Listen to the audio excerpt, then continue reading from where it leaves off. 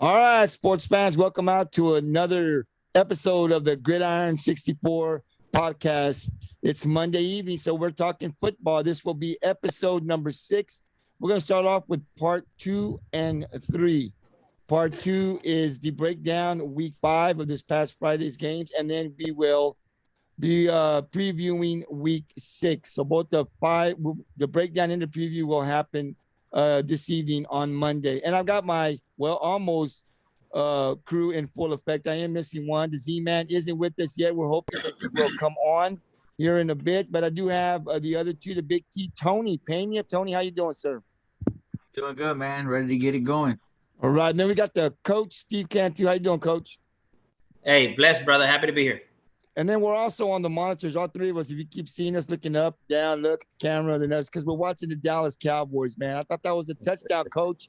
That was a touchdown, but they said no. So we're going to be, on the podcast, but we're also going to be paying attention to what's going on with the Cowboys because the three of us here, the four of us actually are huge Cowboy fans. So we'll be watching on the monitors, and we'll also be talking about the games, breaking down week number 5. So I'm going to pass it over to Big T. Tony. He's going to lead us. He leads us in the gridiron breakdown and preview. So go ahead, Big T. Take it away, brother. All righty. So first thing we're going to do is we're going to talk about the games that we had last week that we did predictions on. First game we're going to talk about the Ingleside and Rio Hondo game. Let's see. Ingleside wins that game in a kind of a tight one, 34-21. Steve, what's your take on that game, Steve? Well, I tell you what, hopefully I'm back on the good graces of Ingleside. I know I picked against them when they played the Valley team last week. And we talking, this is the game, huh? Gosh, darn it. I picked against them here. I think I picked Rio Hondo to win this game. And boy, did I miss my pick, man. So I watched the game, and man, Ingleside looks really tough, man. I tell you what, there are without a doubt they're going to be in contention for those top 2 seeds. There's no doubt. They're playing really well right now. Their defense is playing well. They're getting turnovers. They're getting a lot of kickoff return yards, punt return yards. So they're good in all 3 aspects of the game right now. Offense, they're scoring a lot of points, and their defense is playing well. That was a great win for them. Rio Hondo, was kind of the unknown going in, but both Johnny said that he wasn't worried about him, and then the games that I looked into the Valley, they didn't look very competitive either, and they beat them. They gave up 21 points to Rio Hondo. They did a great job, but it was just too much offense, man. Those guys, and then too many turnovers. So it's a good win for Ingleside. I think they looked amazing. Their big receiver, Adrian Chalk, he had 3 receptions for 91 yards. He played super well. Jacobson, their quarterback, had 2 touchdown passes. So they're moving the ball around, and then they got stable running backs over there. They got about 3 of them, but Jax Maybill, if I said his name right, he really put on a show. He's that big. He's not very big as far as tall, but a super strong kid. I remember seeing him in powerlifting, but he runs the ball well. He's got tree trunks for legs, so he's a really hard tackle. So. I really watched breaking down their tape, and I looked at their tape. I was really impressed by by all the players that they got out there. So man, a great win for Ingleside. Terrible pick for my half. No, absolutely. I think that the game should have been that Ingleside should have won by a larger margin. That was my pick. Going into week 5, I just looking at strength of schedule, looking at the records going in, I felt like Ingleside was the better team, and they obviously were. They won the game. So, but I expected really Ingleside to go in there, play a team that didn't play last year at all, and really just dominate. And they get the win. But to me, I just feel like it should have been a bigger win, but congratulations to the boys. I think Steve is right. I don't think 1-2 is set, Since in Rockport, that's what everyone's saying. I think Ingleside really is playing to, and Coach Hamrick said it, we're playing for district champs. You know what I mean? We're not playing to make the playoffs. We're playing for district champs. That's what he said. We want to be number 1, not number 3 or number 4. So, and I think he's going to instill that into his team, and I think they're going to come out and they're going to try to win games, and they're going to try to win tough games. They played all 4 quarters in this game, and they stuck it out, and they ended up getting the W. And so we'll see how they do next week. Hey Tony, I want to add a little something. They're moving up the rankings board pretty quickly. I know last week they were, maybe 20 picks behind us, 18, 19 picks behind us. And they moved up within like 5 picks of us. We didn't move anything, because it's just Rockport thing. I think we even might have fell back 1.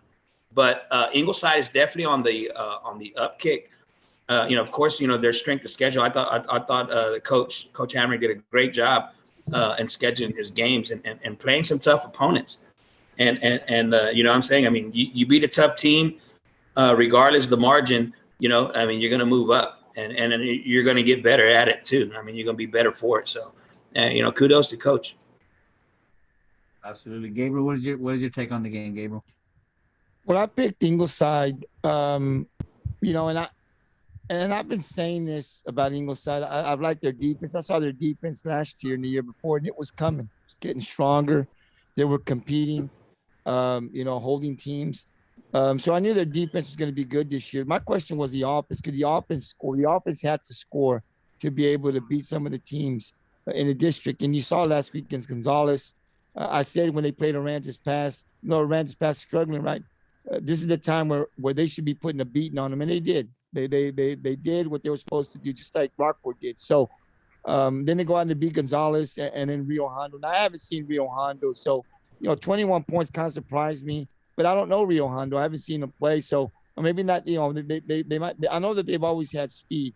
Regardless of the 21 points, man, this was a great win for Coach Hamrick and his Ingleside Mustangs. And I think the biggest thing that it's doing, Tony and Steve, is that it's giving his boys confidence. You win a game and it gives you confidence. We're trying to get better every year. You get a big win over Aransas Pass, score a lot of points. That's confidence. And then you go to Gonzales and, whoa, we beat Gonzales. And now you go in the district, your first district game against Rio Hondo on the road to the Valley, and you get a pretty good convincing win. So those boys in Ingleside, they're feeling good about themselves. And confidence, man, it's a scary thing because when you think that you can get in there and beat some of these teams every week, you're feeling better about yourself. And now I can go out there and we can compete against the big dogs, and so it can be a dangerous team. But I like what Coach Hamrick's doing out there. I personally like Coach Hamrick. I think he's a great guy, good coach, and I'm glad that they're doing a lot of success.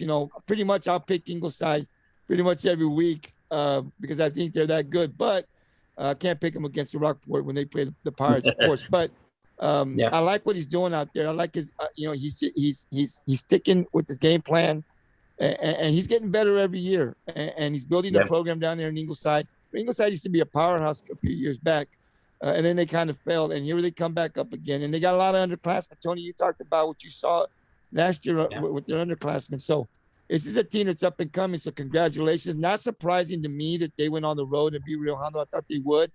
And so, congratulations. And every win, man, these guys get more confidence. So, yes, they're in contention for the district title. And no way would you say that they can't beat either Sitten or Rockport because this team's got a good defense and that offense is starting to roll. So great win for Coach Hamrick. And we'll see what happens next week. So next game we have, this was a shocker for me. The team that I thought was going to won, but it was a shocker for me. We got CC Vets versus GP Wildcats. In this game, Vets take it 29-19. Steve, what are your thoughts on this game? Well, I tell you what, I almost got me a double pick on this one right here. Hey, you know what? I just saw on tape that GP was playing super well, and they had tons of confidence going into this game. I knew it was going to be competitive regardless. You know what I'm saying? But Vets, Vets was Vets. They came out and they played super well. The quarterback went 23 for 34 for 265 yards and 2 touchdowns. But his biggest impact is running the ball too. Let's see here. Yeah, no, he. Yeah, they. He tucked the ball and he ran quite a bit. Some late. They had some turnovers. You know what I'm saying? Some big punt returns. They got a kid named Luke Moya, had 4 returns for 135 yards. Averaging 33.8 yards a kickback. So I mean that's good. That's big time. Anytime you can set up your offense, on good positive field advantage, you're winning the battle there. So I thought Vets did a great job holding off a young, hungry team. I wouldn't count GP out. I don't think this loss by any means belittles their, it sinks them, or dooms them. I think they're going to bounce back and they're going to, they're going to make the playoffs. You know what I'm saying? I really do believe that they're going to make the playoffs. They're playing that well. Their quarterback is going to will them to more wins. And I know it's going to be a tough road.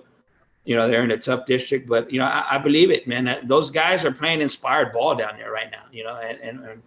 And the coach really has them fired up. So, it's a tough loss for GP at home, but it's against a quality opponent. And I'm not much for moral victories, but this one I would classify. I'd put there and carry a little weight. I wouldn't walk around town beating my chest, but I'm just saying I'd stick it in my locker and be like, hey, that's not bad. We played well. You know what I'm saying? So, Vets doing Vets things.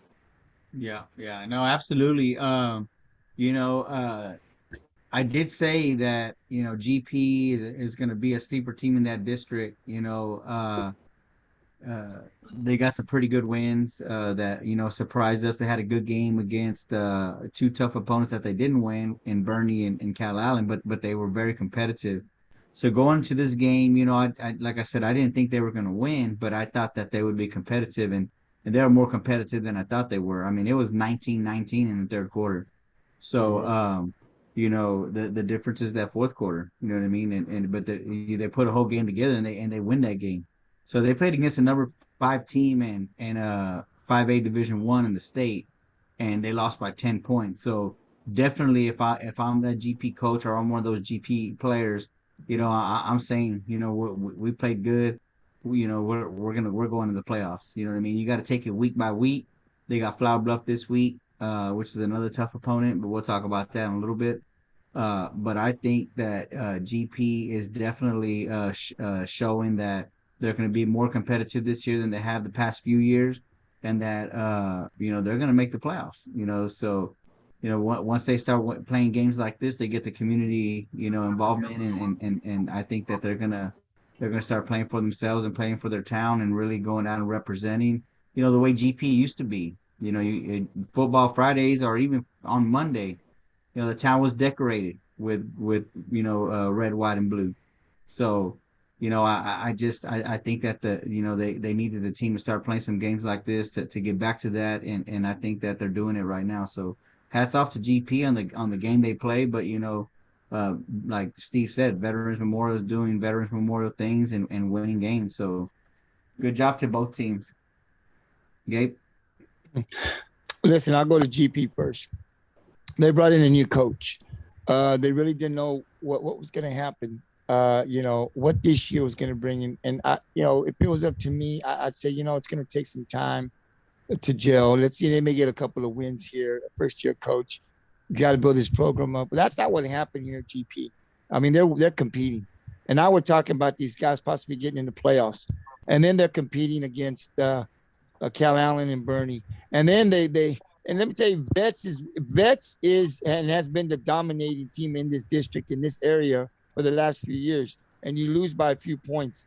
And not only do you lose by a few points, but you hold this offense that's been rolling the last 3 weeks to only 29 points, under 30 points. That in itself is a win. So if you're Gregory-Portland, I mean, you want to win, but you got to be feeling good about yourself. This loss to veterans is nothing. Because, I mean, you want to win, but, man, you played – this is the best team, I think, in the district. And so you just competed with them. So you're on the right track. The boys are buying into the program that Coach Davis has over there. The community's got to be, happy about what they're seeing. Because the fans in Portland, like Alice and Refugio, they don't like to lose down there. And so they want to win. And so, they're, if I'm a resident of Portland and I follow and I'm a fan of the Wildcats, I'm happy with what I'm seeing now. The way they've been playing, because the last couple of years they haven't been able to get in the playoffs. What you're seeing this year is what was expected a few years ago, and it didn't happen. So, congratulations to Coach Davis. He's got the Wildcats playing tough. And this team should make the playoffs. Now, again, you never know what can happen. So many things play a factor. We still got a little ways to go till the season ends. We just started district, so anything can happen. But boy, the way you saw them play in preseason and competing, and the way you saw them play against the best team in the district the last couple of years, you would have to say that, yes, you're going to see GP Wildcats in the playoffs. But again, it's too early to tell. Now you jump over to Vets. Vets has been rolling the last couple of weeks. In this game, they only scored 29 points, which tells me a lot about that Portland defense. So I think maybe the coaches from Portland took a look at that video, the film on Alice and what Alice's defense did, because they were able to kind of shut them down. Because if you hold them to 30 points compared to what they've been doing, GP defense did really good. Just didn't have enough on the offense. So if you're Vets, hey, you got the win. Not the way you wanted to get the win, but now Vets is awake and saying, hey, GP's for real. Now we beat them, but this team is really good, and they come to play every Friday. And so we'll see what happens in next year. I like Steve has talked about, hey, give this team this year, and then most of these players are coming back. They have a young team. It's going to be a scary Gregory-Portland Wildcat team in 2022, right? Just saying. But for this year, hey, if you're Vets, you got the win. You did what you're supposed to do. Didn't beat this team like you did the other teams, or you did last week, but you got the win, and that's all that really matters. So now Vets is on to the next opponent. But great win for Vets, and like I said, if you're Portland, I mean, you wanted to get the win.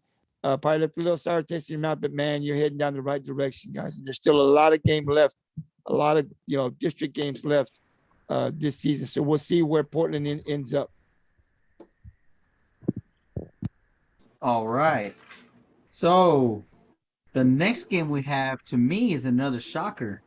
We got Flower Bluff versus Victoria East. And this one, Victoria East takes it 28-30. Gabe, Steve, go ahead. Tell me what you think about this game. Who did you pick, first of all? Who did you pick? Because this is a game where I think you know what? I know I'm pretty sure that I picked Flower Bluff because I wouldn't have gotten this one right. Victoria East wasn't really on my radar. They were early, with a lot of last year's hype, and then off quickly once I saw them on tape and didn't think much of them. But it's a damn good win for them, right? I mean, those boys have been, it's kind of been up and down with those guys over there. You don't know which team is going to show up, but this is a damn good win for those guys. But for sure, I picked Flower Bluff. I was on the wrong end this one for sure. Yeah. And their stats weren't up, man. When I went looking for them, I didn't have anything on them. So I really don't have much to go off of. Yeah, let me see. Yeah, all I got is the Victoria East stats. Yeah. Yeah, I mean they had 300 yards rushing in that game, Victoria East. So, they averaged 8.6 yards a carry. Let's see, they had 113 yards receiving, 14 yards of reception. So I mean they played some good football, but I mean we're talking about a team that most people thought Flower Bluff was going to go in and dominate. Flower Bluff has been the other dominant team in this district, a side or in the shadows of CC Vets. You know what I mean? And I thought, and I said this in the beginning of the season, in the preseason, that I think CC Vets is not going to get tested until they play Flower Bluff, but Portland proved me wrong on that one. But I expected Portland to be competitive, but not as competitive as they showed up to be. Which good for them. But Flower Bluff was a team that we thought, oh, they might be able to beat Vets. And then Victoria East comes in and beats them. You know what I mean?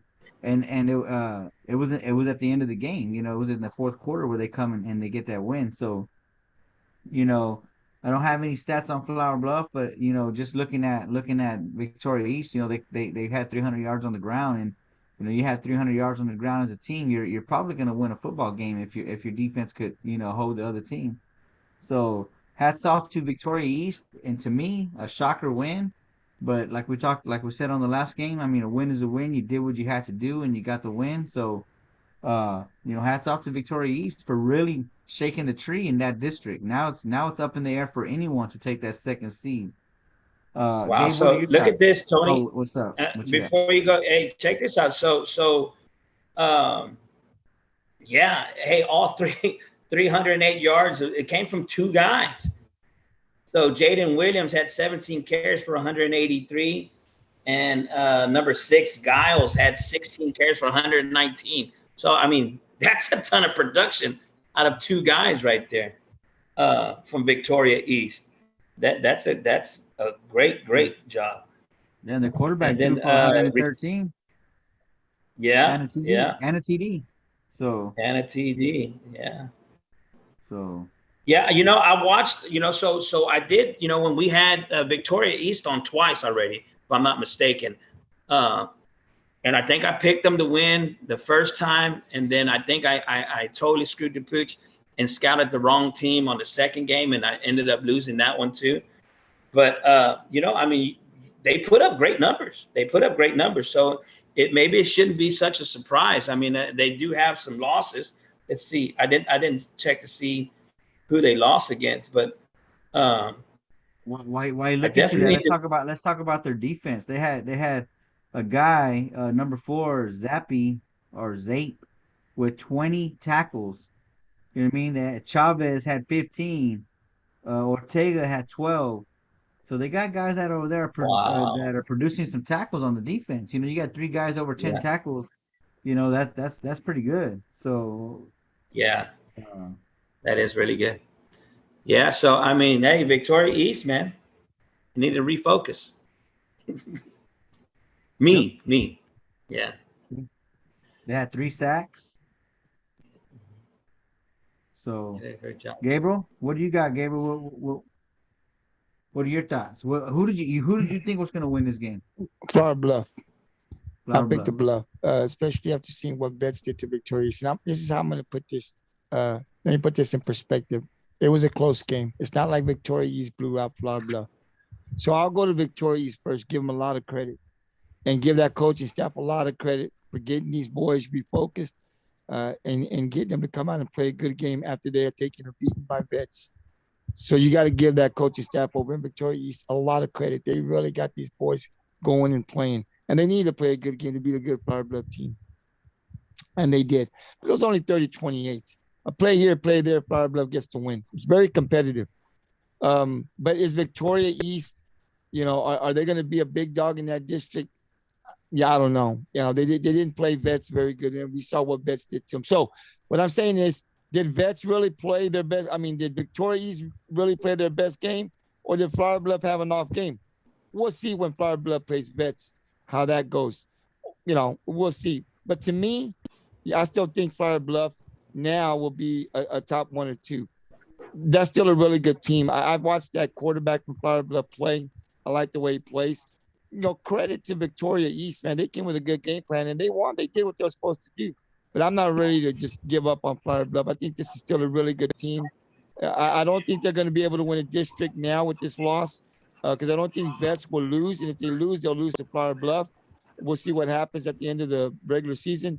but I still think that Flower Bluff will make the playoffs and they'll make some noise in the playoffs. I don't think they're quite as good as they were last year. They've lost some of their key players, but they still have enough to make some noise in the playoffs. So great win for the Titans, but I still think Flower Bluff is still a dominating team, and I think you're gonna see that next week when they come out and play, because they can't be happy with this loss. I mean, their expectation was high, probably go undefeated and play vets last week. So this loss really hurt them. So I anticipate they're going to come out next week and they're going to play a lot and they're going to play inspiring football. We'll see what happens. A great win for Victoria East Titans. Yeah. So check it. I mean, they lose a close game to West Columbia, 41-32. They beat a tough, scrappy team in Alice, 35-16. Then, of course, they rolled over Carroll, which doesn't carry a ton of weight. They scored 22 against Vets. You know what I'm saying? I mean, Vets, scored 63 on them, but I mean, I don't know. They could score enough points, and their defense seems to, sometimes they raise to the occasion. So I don't know. I'll be looking at them. I'll be watching them. We'll talk more. We won't be talking about all those teams in that district on the next part of our segment. But we are going to be talking about Flower Bluff, so we'll talk more about that. I'll leave that conversation for when we talk about it. But I think I have some things I would like to say about Flower Bluff and their opponent next week. But so the next game that we have was a Saturday game. It was a game that I thought was going to be closer. Ended up not being, but we had the number 10 Miller Bucs versus the number 7 Waco La Vega. And that game, Waco La Vega wins 48-14 over Miller. Steve, what are your thoughts, Steve?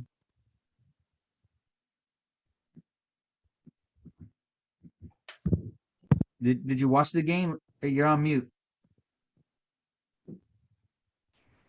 I don't think none of us picked La Vega to win, but I'm pretty sure I was with Miller on that one.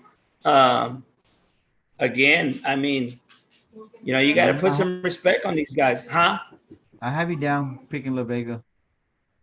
Did I? I knew it then. I told y'all. No, man.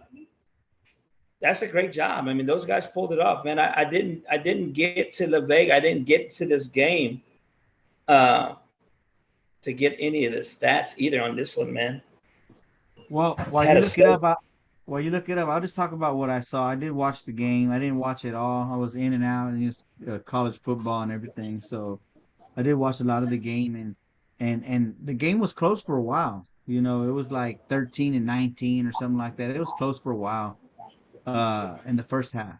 In the second half, Miller could not get their run game going at all. And that was the difference maker in this game. They couldn't. They tried to pass on every down, and when they ran, it was tackle for a loss, tackle for a loss, tackle for a loss. So if the other team knows you're gonna pass every play, you're gonna get lucky on a few of them. Then you're able to start shutting it down. And then La Vega, they ran the ball, and they ran the ball well.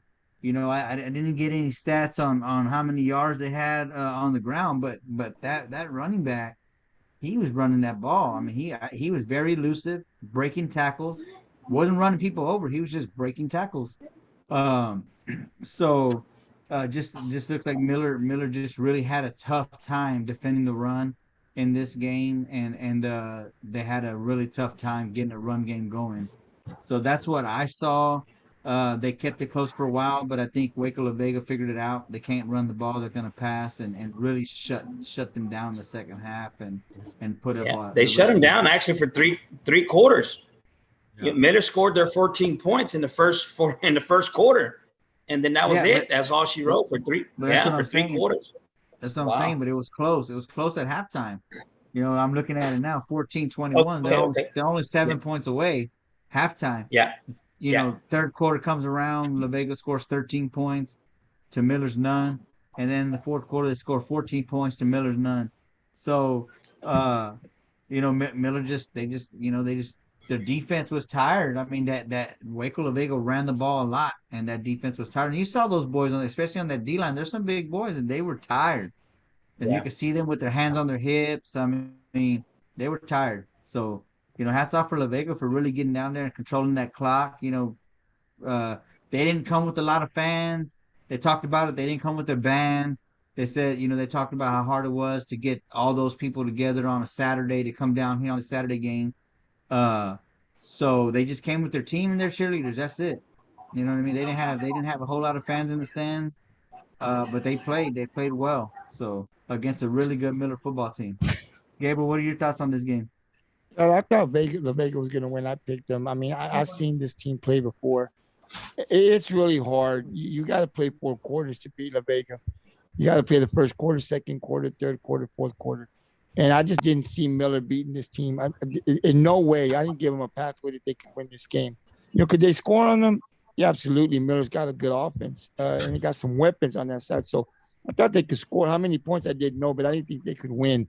But again, like I said, Coach, I don't think Coach Evans got this game because he wanted to win it. Because if he wanted to win a game and have his record, kind of look good before he went to district, then he would have picked another team. He picked La Vega because it's going to help him prepare his team for the Calhoun's and the Calhouns, because these guys are heavy run power. That's what they do. That's what Calhoun does. And now his players get to see, got a taste of a Calhoun and what it's going to be like to have to play Calhoun and how that line's going to come in. Because I think La Vega plays a lot like Calhoun does. They run that ball and they're going to beat you down, and they've got speed. And so does Calhoun. Calhoun loves to run that ball. I've always said about Calhoun and Calhoun, if you can stop our run, you beat us. If you can't, we're going to beat you. It's that simple.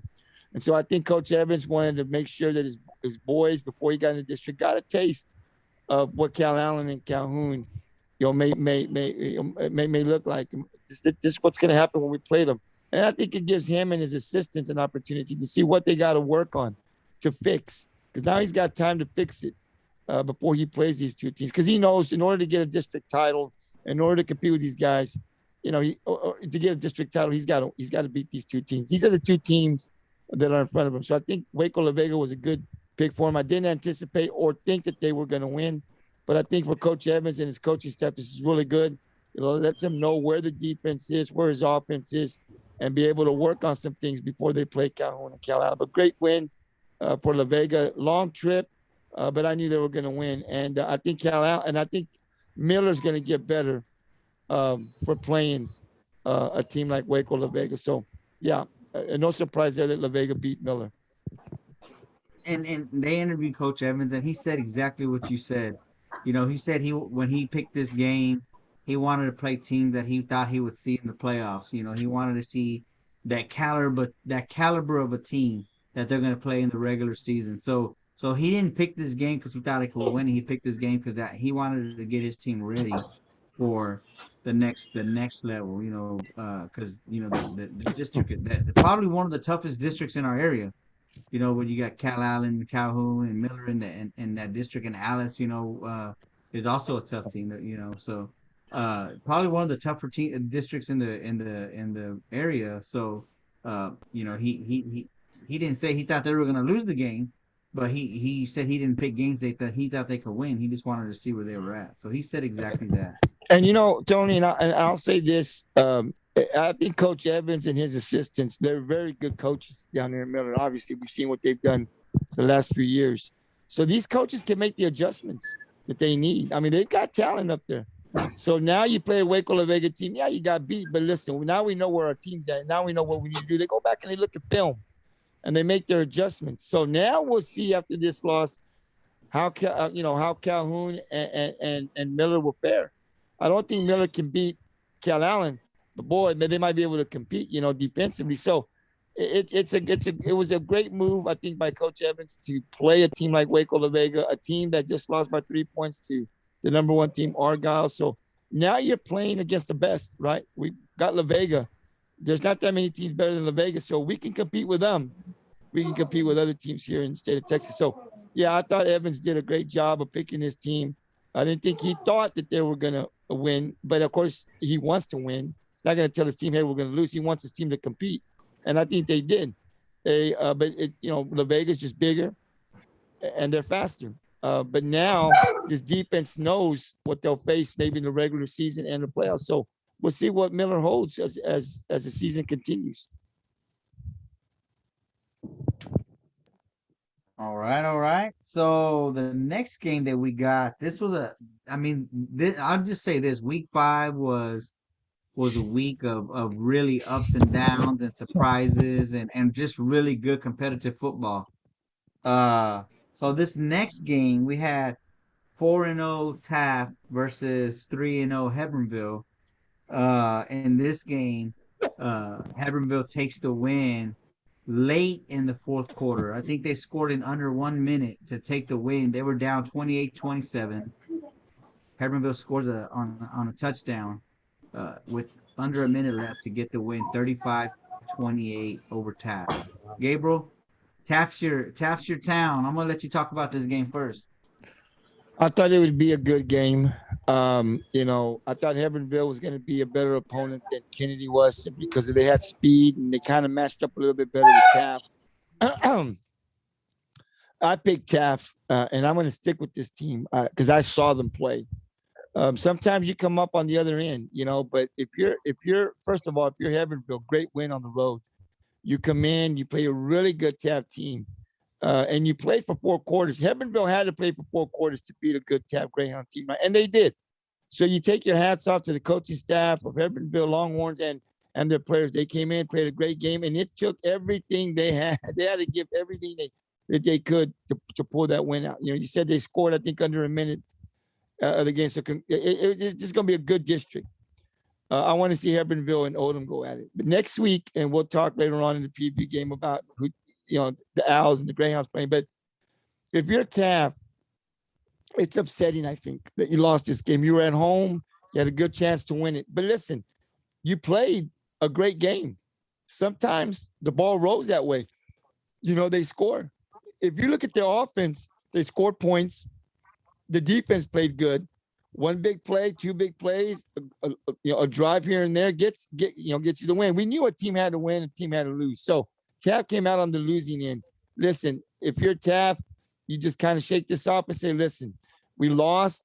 Let's move on. We're not going to harp over this. It's just 1 game. We're still in contentions here. It's still a long season. We got a big game coming up next week, so we just move on from this. And you look at the film, and you look at all the good things that you did. I don't think there's anything really that they did wrong. 2 great teams going at it. 1 team wins, 1 team loses. I mean, if you look at the score, it could have gone either way. A play here, play there. And Taft it wins this game. But they didn't. So you got to kind of, like you said, you have to have amnesia, forget this game. We got a big game coming up. It's Monday. We got to get ready for it. We can win this game. This is a team that's coming up, that we'll talk later on, but we got to get ready for it. So that game is over with. Could have gone either way. You lost. Now you go in to another tough game this Friday, and we'll see what happens. But I love my Taft Greyhounds. I'll say my Taft Greyhounds because I love Coach Costanello. I think he's doing great out there. I think he's doing really, really good. And, I think that this team is still going to be able to compete. They're definitely going to be in the playoffs, and I think they'll get maybe 2-3 rounds in the playoffs. Taft, I think, is that good. Once again, great win by Hebbronville. They came in on the road and beat a good Taft team, but I think Taft will be ready to play next week against another tough opponent. Yeah, absolutely. Steve, what did you think about the game? You're on mute. First of all, there's just a great catch on TV, but so here's my take on the Taft game. They didn't have their best game. They didn't play their best game. JJ Acosta, who what I saw in these last few games, didn't make very many mistakes. He made a few in this game. He threw 2 picks that might have cost him. I don't know what part of the game they came in, but a turnover is a turnover, regardless what point of the game it is. It's tough, when you give an extra possessions. So he went 8 for 18 for 155 yards passing. Okay, so he didn't have his best passing outing, of the season. Now, running the ball, he did great. He had 15 carries for 127 yards and a touchdown. So he did really well. Steven Rivera had six carries for 29 yards. So he got a little help. But the turnovers, again, they're tough to come back from. You know what I'm saying? I got a little something ringing in my ear that Coach JR said. It's a mental thing for these guys. You know what I'm saying? And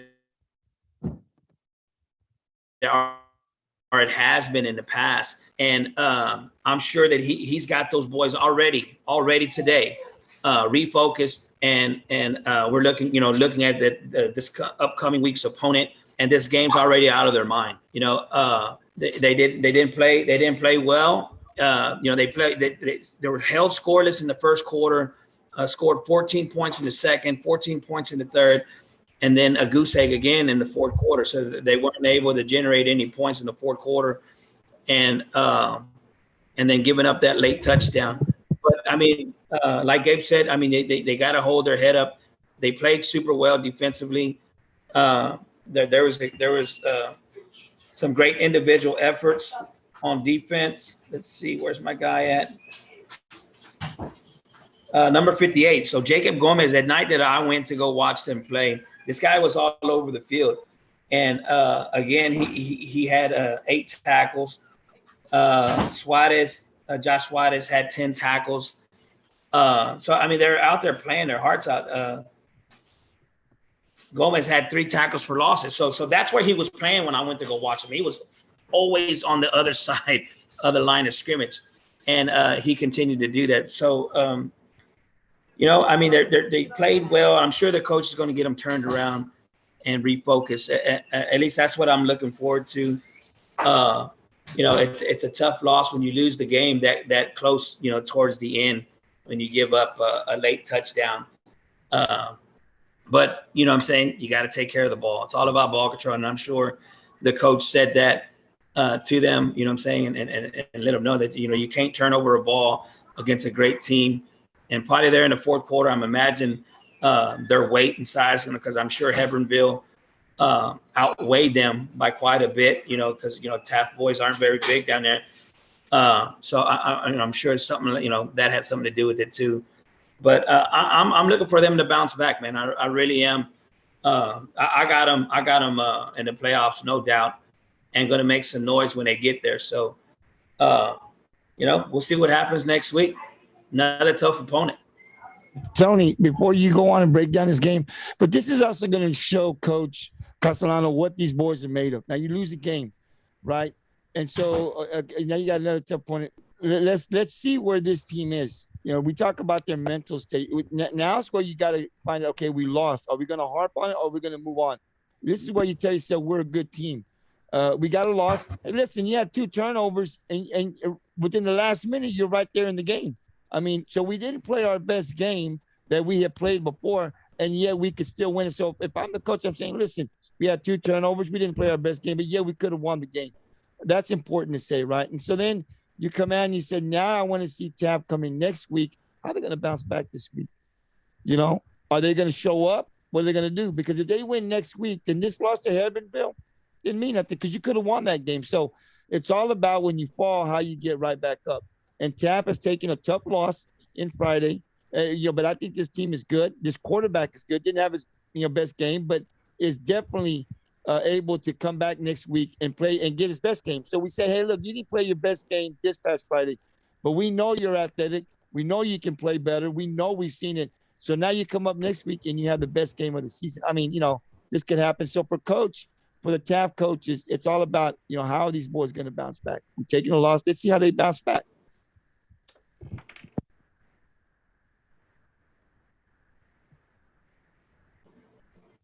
You're on mute. Tony. Oh, I didn't say nothing. I was just acting like I was talking. No. No, I agree with both of you guys. I think Taft definitely is going to make the playoffs. And they lost to a tough opponent. It's not like they lost to nobody. They lost to another undefeated team, a team that they didn't get to face last year. they only played Odom because they did 2 zones in that team. As Coach Castellano said when we interviewed him, so they ended up playing Odom, but they never played Taft. So they really didn't have a feel for how they played. So all they had is probably tape, to watch. But they played a good game. I mean, you have the lead the whole game. They had to lead the whole game, and they lose it at the end. So it's just a tough loss. But I think that they're gonna be all right. I think that they're gonna make some noise in the playoffs, and I think they're gonna make the playoffs. And we'll talk about their game next week, on our next segment. So moving on to the next game, we got Calhoun Sandcrabs versus Houston Second Baptist. In this one, Second Baptist takes the win 23-19 over Calhoun. Steve, what's your thoughts on this game? Yeah, well, again, you know what I'm saying? I mean, they Calhoun, you know what I'm saying? I mean, I don't know. I didn't expect those guys to come out and blow these guys away. Let's see, hold on a second. I'm sorry. But I definitely didn't expect them to come out and lose. You know what I'm saying?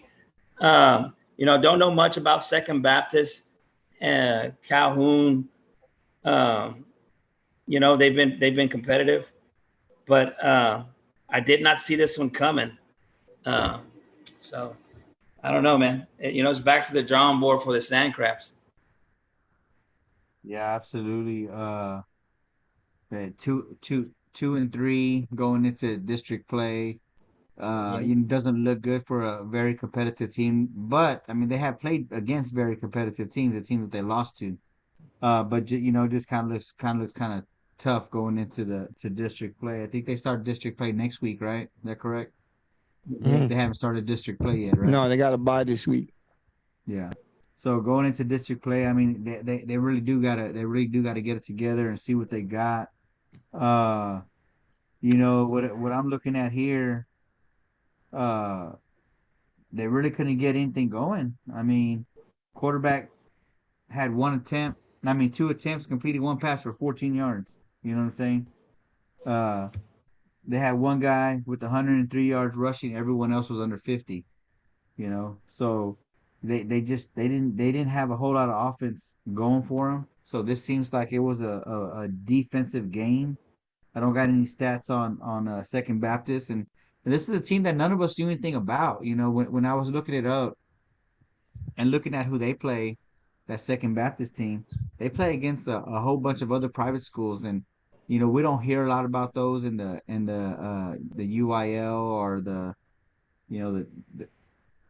4A and all the different classifications that we're in. You don't really hear about those prep schools a whole lot.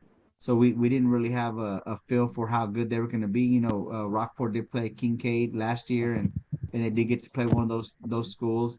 But we don't know a lot about them. So, but we do know a lot about Calhoun, and for them to go down there and lose another game, it looks like it's going to be a tough road in district for them. You know what I mean? We always look for that Calhoun game to be very competitive, but Calhoun's rolling, and it just doesn't look like Calhoun is right now. So we'll see.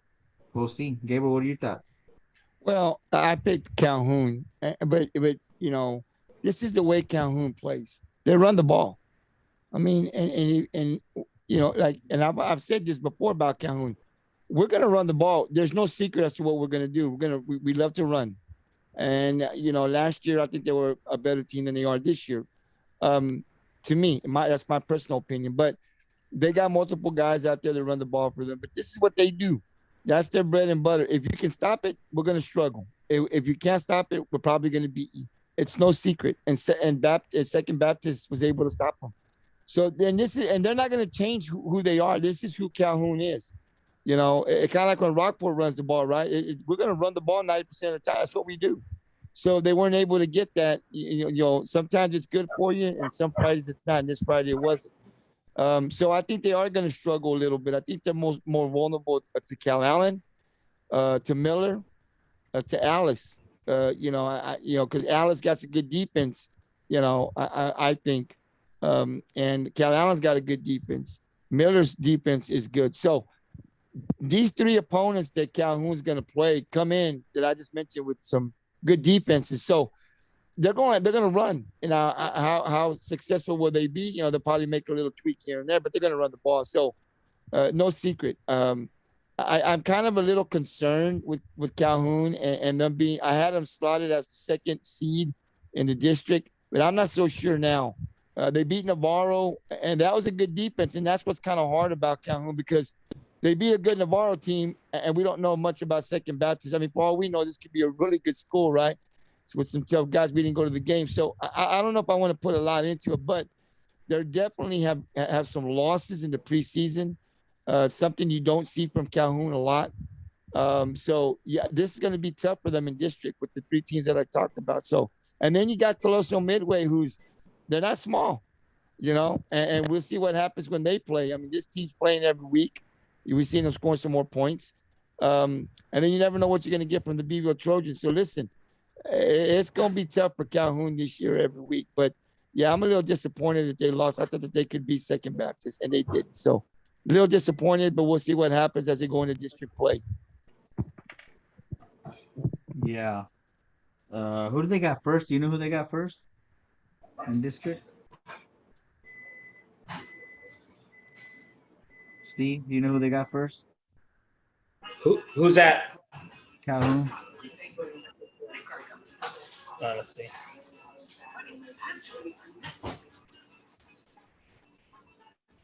I just had him up. Yeah, I got it. They got Beeville. They got Beeville first. So, we'll see.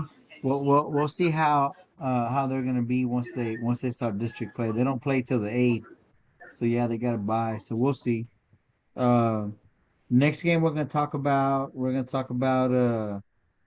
San Diego Vaqueros versus the Santa Gertrudis. And this one San Diego takes the win 21-0. Steve, what do you got on this game? Well, I tell you what, man, I watched the film on this game. Hey, they got a beautiful stadium down there, man. Yeah. Yeah, they got a blue turf. Yeah, it's gorgeous. I was like, holy cow. I think it's that's a badass field. I think I think they just got it, didn't they?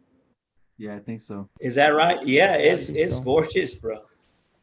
Yeah, so Kingsville, right? I mean, there's no stats on there, but there's probably no stats because there's really nothing to say. I mean, 0 points. The Vaqueros are for real over there, bro. I mean, they're 4-0. They're looking good. I mean, I don't see them running into any competition here. I think they got Bishop coming up next. I got a feeling they're going to roll over Bishop fairly easy. But yeah, no, they're looking good. I mean, they're for real. I mean, what we saw early, and then the Gabriel taking them. I mean, he saw something in them. No, I think they got something going down there. These guys are for real. They're playing some really good ball. Yeah, absolutely. They're 4-0 now, going into next week. Now they got Bishop. We'll talk more about that game later. But yeah, San Diego, I know I picked against them. I don't know, I think it was against West Oso or something like that. And I know that they normally have a good team over there, but they're they really don't have tough teams in their district like West Oso has and some of the other teams that they play have. So but they usually are competitive and they are a playoff team. So hats off to San Diego and the season that they're having so far. I really do think that in the beginning of the season, I didn't give them the credit they deserve, but they're absolutely starting to get my approval. just because of the way the kind of football that they're playing right now. That them boys are working hard, and I seen some of that film too, and them guys are not very big either. They're not big, but they're very scrappy, and they they play tough. They're physical, and they find ways to win games. And I mean, shoot, look at that. They blanked Santa Gertrudis. So hats off to the Vaqueros and the season that they're having so far. Gabriel, what do you got on this game? Well, it did no surprise here. I mean, I thought they would win this game over SGA.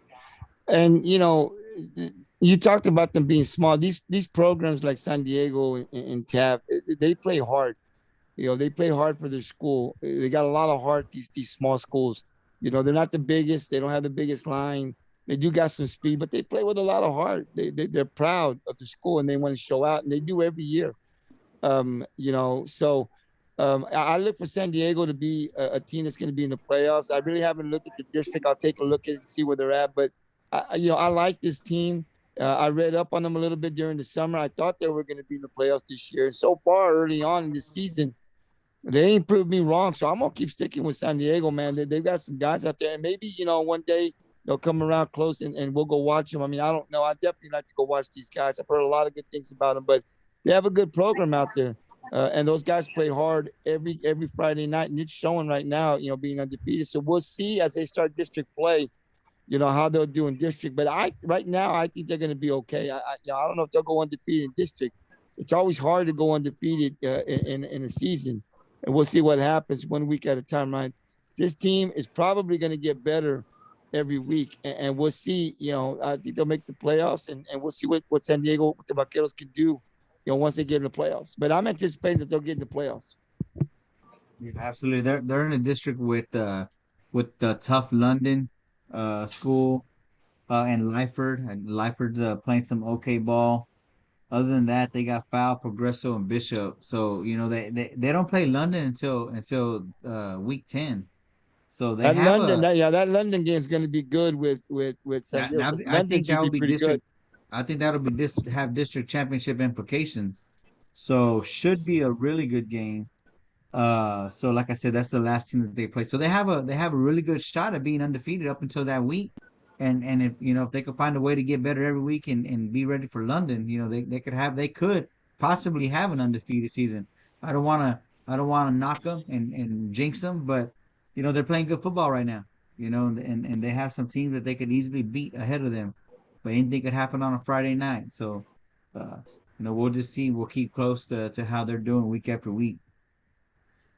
So the next game that I got, we haven't talked about the Rockport game yet, right? No. Okay, so we'll just briefly talk about it, just because we normally talk about them on Wednesdays. But go ahead, Steve. Tell me what your thoughts are on that game. Well, I tell you what, the drive, the drive to Raymondville was something else. Or the drive home, I should say. The drive home was terrible, but Rockport played great, man. They came out and they executed on offense, and honestly, their defense was what really stood out to me. They're starting to score, what I'm saying, more regularly on defense, and I mean, how great is that? What I'm saying, that to have that comfort of being able to score on defense. What I'm saying, these guys are making high impact plays. They're flying around. And the offense is really clicking right now. I was kind of surprised at the amount of carries that Chupi had. I thought maybe we threw a few more passes than we needed to. I really think we could have laid these guys to rest early. We would have stayed with the run a little bit. But I get it. We got to practice it, and we got to show that we can move the ball on the ground and in the air.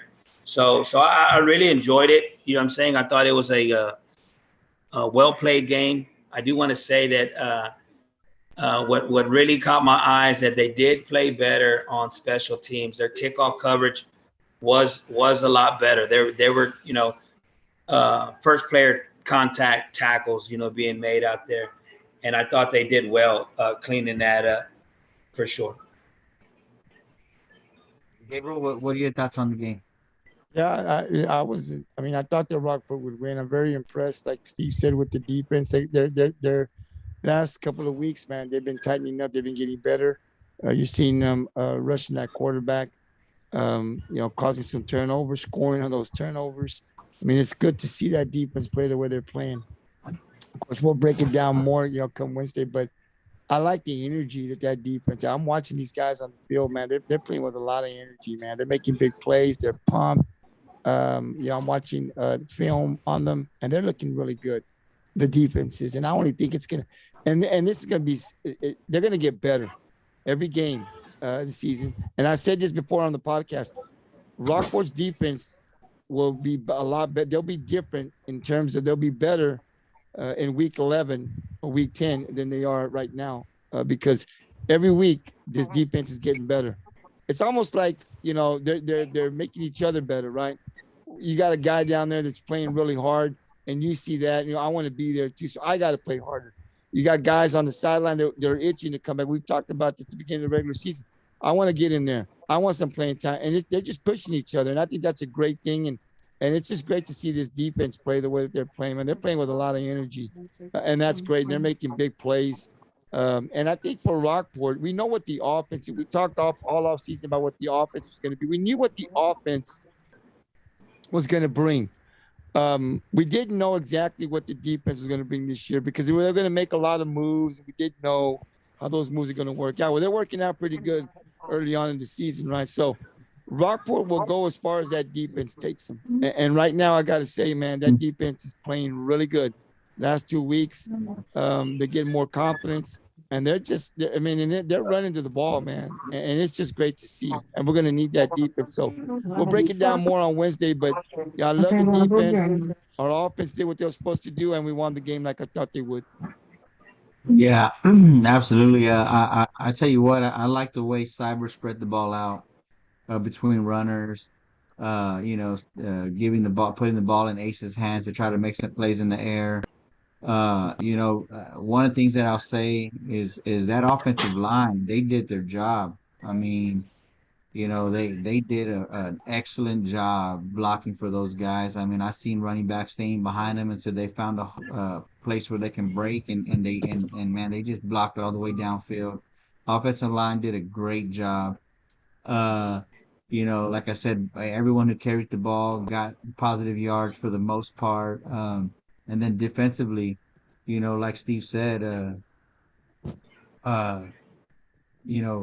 first contact, we're making tackles. You know what I mean? They were gang tackling everyone that had the ball. You have 11 hats on the ball, so that's what you want to see. You want to see everyone there. You want to see everyone in on the play. What's it called? Another thing that I saw on defense, and we'll talk more about who and what exactly, but I see a lot of interchangeable players. I mean, you're taking people out, putting people in, and when you're putting those people in, they're making plays, and I'm talking about big plays. So that's really good. As a defensive coach, you got to feel real good when you could pull somebody off the sideline, throw them in there, give somebody a break, and they're gonna create a big play. You know what I mean? So that's got to be a good feeling to know you got those guys sitting on the sideline and you got those guys on the sideline itching to get in, and they go out there and make plays like that. So, we'll talk more about who and what exactly I'm talking about when we break the game down on Wednesday. But just great all around executed game. Again, we're played against a team kind of like Ingleside, teams that we haven't seen yet. I don't think we've played Raymondville in the past few years, right? I know they've been a playoff team, and there was chances that we could have played them in the playoffs, but we ended up not. But we haven't played Raymondville. We haven't played Rio Hondo. So, and then they didn't have a season last year, so it was a lot of unknowns. Ingleside had Rio Hondo. We had Raymondville. So it's good to see both teams from our area go out there and get wins. But hats off to Rockport and the coaching staff and the players for just having a well executed game. So the last game we have our state game. We have Carthage versus Gilmer, and in this game we have Carthage taking it 28-7. And this was number 1 versus number 2 in 4A Division 2. So, Steve, I know you wanted a 2-pointer on this one. We Yeah. didn't grant it. We didn't grant you that. Yeah. So what are your thoughts? Well, I tell you what, not much of a number one versus number two. Gilmer clearly was outmatched in this game. Carthage, although they didn't put up a ton of points or what have you, they scored a touchdown every quarter. But Gilmer was total opposite. I mean, they couldn't do anything. They scored a touchdown. It was late. And it's kind of a junk touchdown anyway. But I looked at this game, Gilmer, and when I first looked at it, I was like, all right, let's see. Well, when we first started it out, Chino suggests, hey man, go to all the state games, find out who's the finalist and see who's the runner up, this, that, or the other, and kind of base your picks off of that and go from there. Well, that's what I did, and although Gilmer, got their asses handed to them last year, I say, well, you know what, next year they'll be better for it, and they're going to come out, and boy, was I wrong, man. Carthage just does just enough, just what they needed to do. Honestly, I think they could have, put a mollywhopping on this team, but they didn't. I mean, they held the passing game to 58 yards. All right, they held the rushing to 130. You know what I'm saying? I mean, they held receiving level to 58. But I mean, it was a massacre all the way up and down. You look at it, and it was like, dude, there wasn't even a game. Carthage was just that good. Of course, Carthage don't put up none of their numbers. You know what I'm saying? Until a couple of weeks afterwards, so there's no numbers to back it up. But I watched the tape and that's what you saw. But there's a definite huge gap between 1 and 2. Yeah, that's all I got. You're on mute. So there's a reason for that, and probably the reason for that big gap is that Carthage did come down from Division 1 to Division 2 last year. And the year before that, when they were in Division 1, they did win state in Division 1. So back to back, they win state in 4A Division 1, and then they go to 4A Division 2 and win state by a large margin. I mean, 70-14. That's the last time Gilmer and Carthage met. They beat them 70-14. So if I'm Gilmer and say they meet again, I mean, hopefully it's Rockport in the state game. I'm that hopeful. But if it does happen to be Gilmer and Carthage again, you know what I mean? I'm saying, hey, the margin's getting smaller. You know what I mean? Our chances of winning are getting better. So, yeah. Huge improvement versus last year. So, we'll see. It was supposed to be a good game. It was the state championship rematch. These guys met in state last year, so it's a rematch from state. So we'll see. It was to me, if I'm Gilmer, I'm thinking, like I said, the margin's getting smaller, and if we got to meet this team again, we'll be ready. And if you look at Wimberley and Navarro, that's what happens to them. Navarro normally beats Wimberley in the regular season because they're in the same district. And then and Wimberley normally beats them in the playoffs. So it's the same thing. You meet the same team twice in a season, and you're playing against a different team. So we'll see. We'll see how they do later on down the road. Like I said, hopefully it's Rockport in that championship game this year, but we'll see. Gabriel, what are your thoughts? No, sir. Gilmer, if I'm Gilmer, I'm pissed. You're number 2. You got whipped by number 28-7 is well. That's a beat. You're number 2. You're not even close to number 1. And you ain't beaten them last year. So yeah, so okay. So they didn't beat us 50-something to 14. It's still a beating. Gilmer's not close to Carthage at all. I don't know what you guys. No way, man. And I knew Carthage was gonna beat them. So here's what I want to say. No surprise, Carthage is champs, man. Gilmer's not close to beating Carthage. Not even. I mean, when I look at a number 1 and number 2, I expect a good game. This was not a good game. And Steve said basically it was 28-0 because Carthage scored every quarter. and they got it late. So really, Gilmer didn't do anything offensively against Carthage. So no surprise here. Gilmer is not close to beating Carthage. They're not in Carthage league yet. They got a long way to go, I think. So no surprise here. Carthage Bulldogs, man, they're number one, and they win state every year for a reason. Yep. They will definitely be tough to beat year after year in Division II for sure. I think if they stayed in Division I, they got to play teams like Calhoun. They have a better chance of losing, but I just don't see anyone in Division II really matching up with Carthage. But anyways, that is all the games that I have for week 5. That's all the games that we predicted last week. I'm not really sure what our records are, but I'm pretty sure I jumped to number 1. We'll see whenever I'll see when we tally it up. I know Steve didn't because he picked Gilmer. So yeah, I know he's the only one on that side of the ball. So I know we're at least one ahead of him from that. So anyway, that's all we got for this segment of the breakdown from week 5.